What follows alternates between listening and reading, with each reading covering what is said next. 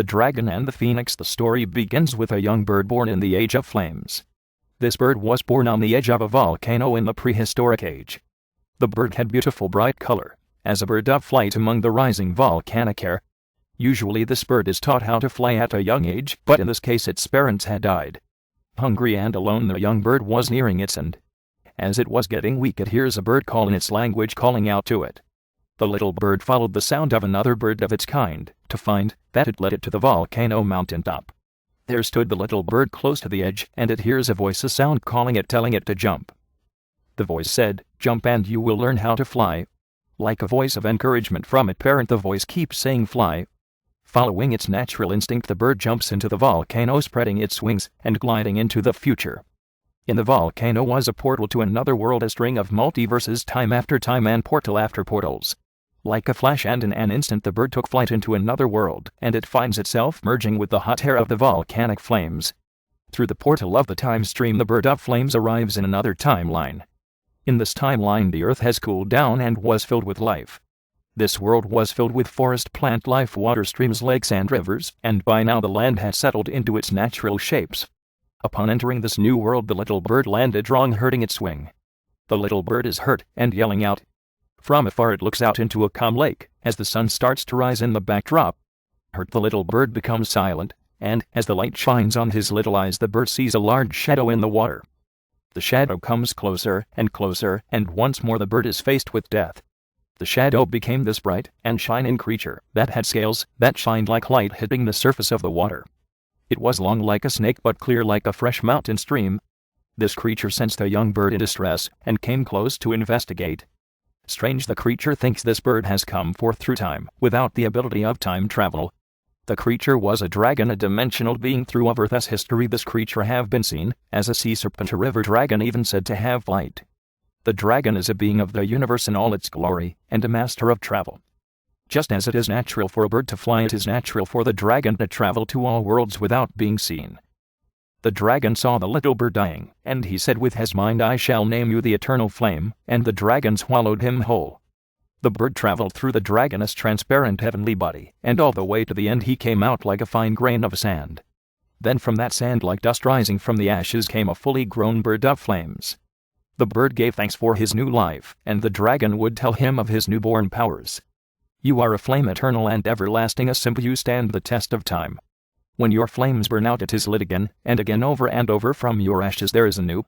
You will be named the Great Phoenix by a kind called man in the future, but for now you must come with me. We have much to do as guardians of the universe." Stories that consumed his mind. There were these stories that entered into my mind in the time of my first awakening. I can only suspect that it comes from my old spirit and that of a higher consciousness. One story is of a spiritual being called the All-Father. There once lived a man who lived in the time of cold weather systems. This man had a family, and when they ran out of food, the man went out into the wild looking for food. The winters were harsh and long in the winter season. He came home after being away for a long time to find that his family had starved to death. Seeing his family frozen to death, he started to cry when he saw his children. As he cried, his tears started to freeze over, and broken-hearted he was left wandering the world in search of food to give them in the afterlife. Sick from his sadness, he is weakened, and he no longer had the will to push on. Right when he was about to die, he collapses, and his body was laying frozen, half in a cave and half out in the cold. He looks up into the cave to see a mother bear and her cubs. It reminded him of his family, and with his last breath he made an offering to the bears. He said, "Mother bear, I am dying, please eat me if you will, I offer my body to you." The man dies, and rising from his body he sees the weather changing from cold to warm for many seasons, and he sees that the bears had left his body in one piece. His spirit is then drawn to the back of the cave, and then a flash of bright illuminating light comes from out of nowhere.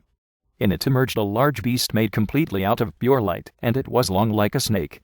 The man had never in his life seen such a creature. It had the similarities of all worldly creatures in one. Before the man could get out a word, the beast of light says with a warm voice, "You and I are one." Then the beast opened his mouth and swallowed him whole. As he was swallowed whole by the beast, they shared minds. Animal speech and man speech all becoming understanding through mind speech. The beast had come to tell the man of a prophecy. The prophecy of the All-Father. The All-Father is a being that is a paradox by nature. Had you not noticed the place you chose to lay your body upon death? He was half in a cave and half outside, half warm, half cold. Then upon death you choose to give life. What a funny guy you are, says the beast. This is why you are the All-Father, the one who knows both worlds, and in turn knows all worlds. I too am the same as you, but I am the All-Father of old past, the All-Father of nature. The animal kingdom is my domain, and now you have come to a place, neither here nor there. The All-Father of suffering. Upon the brief meeting of man and beast, the man found himself floating in light of gold. Journeying closer to the source, he sees a man sitting alone. The man is singing without opening his mouth, dancing without too many movements, and he is half in the light and half in the dark. As I go closer and closer, I see that one eye is open and in the dark, and the other is closed, and that eye is in the light. I approach the man, feeling afraid of his appearance, for it is so half and half. I wonder, is this the paradox that the creature was talking about? Correct, said the man, half in, half out of light. Please, my son, sit down as I do. In respect I sit down as he does, thinking what a calming voice he has. So half in and half out of the light, looking face to face and eye to eye. The man started to talk. It is strange, again talking not with his mouth, but sound travels. Motionless, his center line remain half in light and half in darkness. My son. Yes, I respond, but why do you call me my son? He goes on saying, my son. My son, listen to me. I am the All-Father of suffering. I am also known as the All-Father of peace. I am you, and you are me. Why am I here, All-Father, I ask? That's for me to know and for you to find out. That's what the creature of light told me also. You are here to take my place as I take a break. Before I can open my mouth to say anything, he closed his right eye and walked into the light. In a flash I see him enter, as a ball of light coming from the dark. Now he is sitting exactly as he was. I was shocked and amazed. I asked him, where did you go? He speaks once more, this time with a childlike voice. I want to go have fun, thanks for taking my spot. I think to myself, no problem, you were gone only a second. He laughs and smiles and says, it was for a while, thank you. Now his voice is getting deeper into a voice of a grown man. Now my son, let me tell you a story of a man, and the test to become the All-Father of love and war. In his death he sits here to find the answer to that question. What question? I asked the All-Father of suffering. How do you stop people from exchanging force? Oh, All-Father of suffering, in my time here I have learned a lot of things about man, but it all amounts to one thing. What? What is it? The paradox. First I have to go back and explain the sun and the moon. The sun and the moon is a story of two lovers. These two grew up together, fell in love. It was natural, the love was always there. One day a war broke out and the young man had to go to war. Forced into chaos day after day, not knowing when he would die. The only thing that kept him alive was the thought of her. It had come to pass that he died and never made it back home. Upon dying there is always a test before you can pass through the gates. Only the pure of hearts may pass, if not it's hell for you. In the darkness his soul remains, in the dark he fights his demons manifested as enemies. Out of fear does a man kill, and out of that fear he makes a mountain of dead bodies. This mountain he cannot climb, for it is too high, far and wide. Alone in the dark he is afraid, alone and has fears he lays to waste. He is trapped in a forest with no light. Trees, bushes, branches all reaching out for him, and even a brush from a branch becomes painful. All his enemies cut him down one by one. In circles he protects himself, not knowing which direction is which. Alone and scared he remembers how he used to look at the moon with the girl he loved. To the moonlight he finds comfort, in the darkness he finds light. No longer afraid he finds a friend. Like the moon chasing after the sun, like lovers far from one another.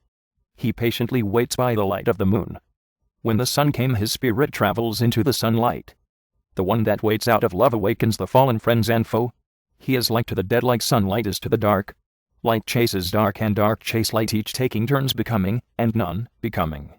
The yin-yang of the paradox world, each one interchangeable by nature. The best man befriends the very darkness of himself, which is an aspect he rarely sees. This aspect must be viewed as one. I am him, and he is me. I accept that without dark, light has no dimension, and without light, dark has no dimension. Every artist knows this concept, but not to every being is it so clear. Such is a man afraid of his own shadow, afraid of his own duality. This is the nature of the All-Father of love and war. His soul is bound to the moon in his memory of the one he loved. In one life he talks about her as being the sun, and him the moon. He endlessly chases after her, never being able to catch up. Then one day he slows down and she sees him from behind, and her sun shines on him. They can't see one another in the light of day, but still they are far apart. He knows he can never be with her, but just seeing her made him happy again.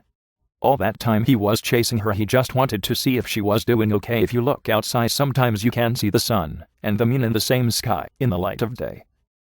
The lotus. There once was a story told by the great sage Buddha Gautama, and he said there are lotus flowers that grow from under the waters. Some flowers get stuck in all the branches and weeds that grow down there. Some flowers make it closer to the water's surface, but still is underwater. Only when a flower is fully out of the water can it bloom into a beautiful lotus flower. It then has all the right nutrients, which is soil, water, air, and proper sunlight. He then goes on to say that we too are like these flowers. Some people can stay at the bottom and never reach the top. Some will come close, but they too will never reach the top. We all desire to make it, but it is just one thing after another plus bad luck that we can't. Let us say it is by chance that under harsh conditions a flower cannot make it. A fallen branch happens to be laying on top of its growth path. The same goes for the one that almost made it, but did not. The one that made it had nothing in its path. Would it be fair to say due to conditions a person could not succeed or be able to strive towards their max potential? Most would say, oh well, that's nature. It is true, but the nature never had hands that can clean up after itself. It is like saying after a tornado we are just going to leave it wrecked and messy. Okay, let us say a man saw this problem in nature by simply observing it and cleans up all the branches that were in the way. The ones bent down flowers rose up to the top, and the ones that almost made it finally made it. The man was happy. He loved the smell of lotus flowers. The man also figured out one other thing, that the flowers attracted bugs, then the bugs attracted fish and other animals. He thought it was a healthier system than before. What bad luck that the tree branches was falling and dying. So you see, nature has no control over these things, but if man understood conditions, then he could create a better one more suitable for him to succeed, and this can be called conditionality. Living in a conditioned state, where a person, a place, or even a thing can condition a person to be a certain way, and not follow their true path. For an example, a person grows up in a tough neighborhood filled with people who have given up. He goes to a school that tests people on their skill level. In this case, a boy can be put in a class filled with people who don't really care for learning, because they know it will not help them on the streets. The boy learns nothing, because of segregation between the smart kids and the kids they deem to be dumb. Later the boy moves to a different state, where there was no segregation. In his school he makes friends, and through integration he learns from his classmates. When you are in a class where no one is smart, or even cares, you learn nothing. Then in a class where your friends can help you with your homework and school, it is more likely that you will excel in learning. In his old school people were scary, and it was a bad place to learn. In his new school people were friendly and helpful. In a scary state you are afraid to interact with people, or even ask the teacher for help, because of fear. You can't even be able to compare it to putting all the bad people in prison, and then putting someone who is not supposed to be in there. If he speaks up he might die, because he is so out of place. I am not comparing school kids in bad neighborhoods to prisoners, but can you not see the connection? Stop segregation and start integration. It is adults that make these senseless rules in hopes to weed out the bad from the good. It is unfair to people. It is like if a mother had a good and a bad kid. That mother would be unfair to invest her time on the good one, when clearly the bad one is crying for attention. Maybe, just maybe, you turned him that way. Tears of the self-conqueror. In my mind's eye I have a dream of a man walking away from me. He is on a path, and where it leads him, I do not know, but this man is walking tall. His pace is not too fast, and not too slow. I go to see his face as it turns into another scene, like in the movies. From this side view I see him walking with his head down, looking at every step, as if to not step on anything that might cause pain. Like a person passing by, I see people along the path, and with each step he passes them by. I still want to see his face, so I go closer and closer, and to my surprise what I see is a man with tears coming down his face. He cries in total silence, with each tear falling like a sad memory.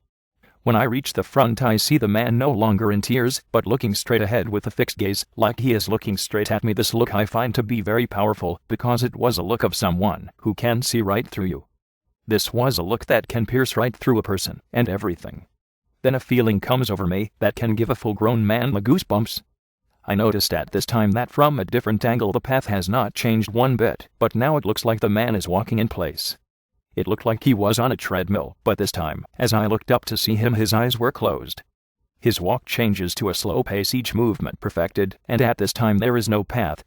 In the end of the dream there is no path, no man, no anything, and I awaken.